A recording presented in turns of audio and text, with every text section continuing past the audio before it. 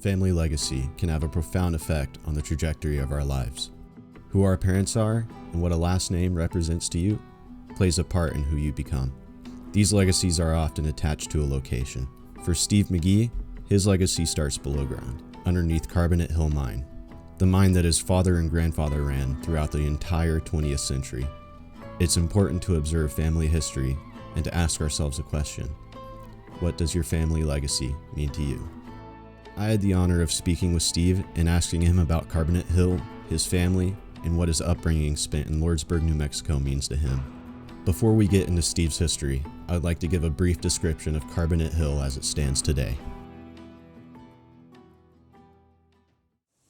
As you look around, you appreciate the depth of history in the ghost town above the mine. The towering ore mill standing defiantly against the unstoppable march of time and relentless winds. It watches over sparsely strewn hovels and broken equipment. The last load of raw ore still on its conveyor belts and elevators. Dilapidation of a century of human strife, hardship, and perseverance permeates the houses surrounding it. Inside the disintegrating houses, handmade children's shoes and clothing, coloring books, and the love that went into them. In short, you see the full breadth of the human condition that the mining industry has a habit of boiling down to its base ingredients. Below the surface, glycerin boils through the skin of dynamite left by the last miners to work there. Support beams shatter from countless collapses.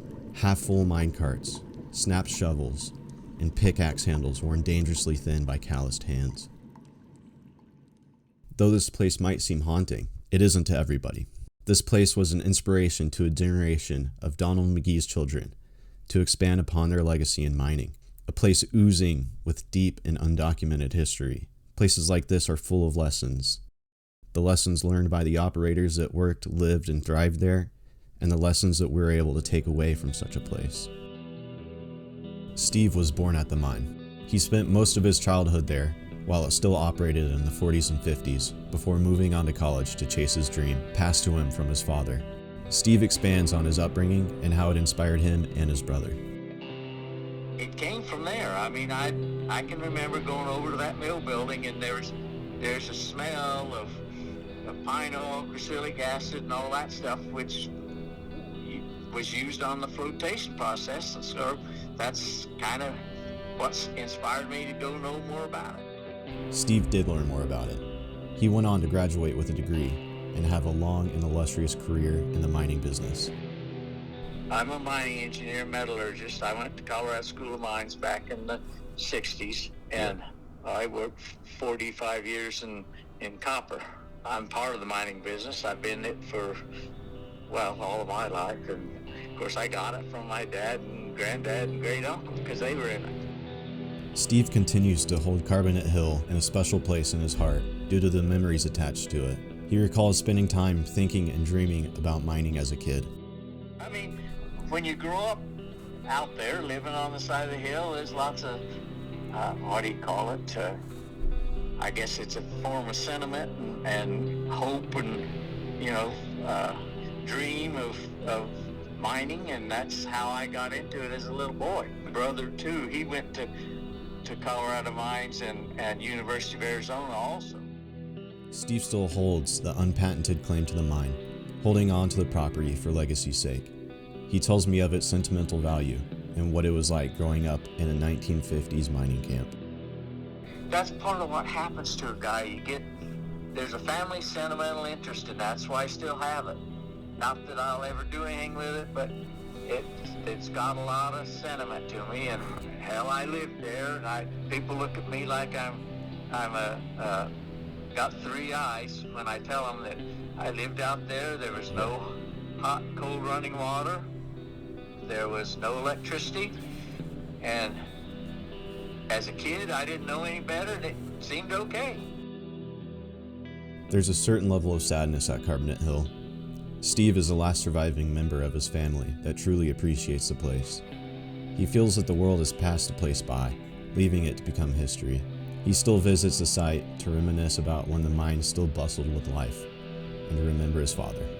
Of course, my family have really never spent much time over there. They've been there 3 or 4 or 5 times, but it doesn't mean anything to them because they haven't been there. They didn't grow up there.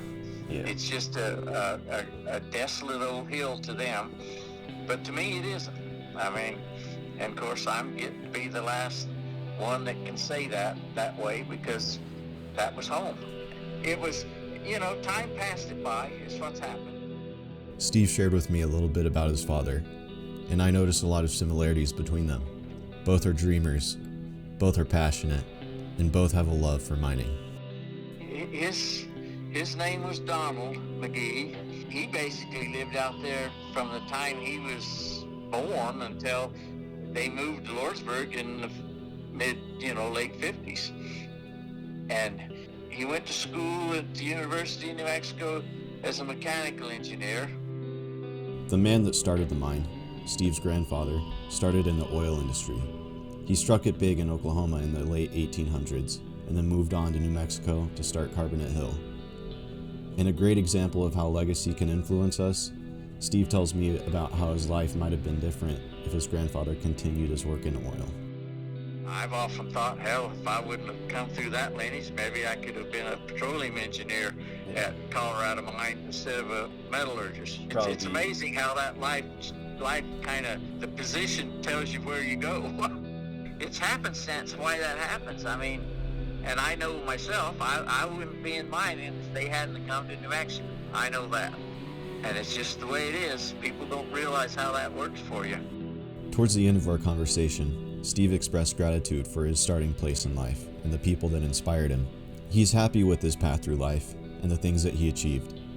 He's thankful for the bygone era of Carbonate Hill and his time spent there, and thankful for the family that he built from it. After a while, it gets down to, what do you enjoy doing? Well, I'm glad I went where I did, because I got to stay in America and enjoy some of the progress of our country and have a good family and press on. But you can chase those dreams, and if you ain't lucky, you're just trading dollars. So it's kind of interesting how this old world turns. So is Carbonate Hill a place of desolation or inspiration? Sadness or pride? Memories good or bad? After spending time with Steve and seeing Carbonate Hill with my own eyes, I would answer this with all of the above. Steve and Charles McGee, Steve's late brother, were inspired by their time on their father's small empire to pursue higher education, to travel across the U.S. and South America in the mining industry, and build families of their own. Family legacies can have a positive impact.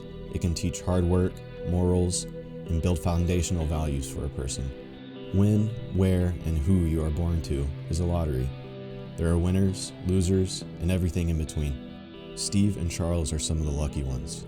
For the not so lucky, I believe that people that are unhappy with what their name has meant in the past are presented with an opportunity to redefine what their name means to themselves and the people around them. Whatever your starting place may be in life, every person is born with the chance to change their stars. I'm always curious how people get to where they get. It's happenstance. I've come to the conclusion. You end up getting assigned somewhere, and that's where you are. And you generally make the best of it. That's what you do. You got to. To end this episode, I would like to thank Steve for his time and his story. I would also like to ask a favor of my audience. If you ever have the chance to visit Carbonate Hill, please treat it with the same respect as I do. It's a special place on public land, but all of the buildings and equipment are still Steve's, and he grieves when he visits the place and sees the vandalism that has taken place there. Thank you for listening to Above and Beyond Carbonate Hill. And best of luck. I tell you, the thing you want to do is protect your health. That's number one. The rest of it doesn't matter.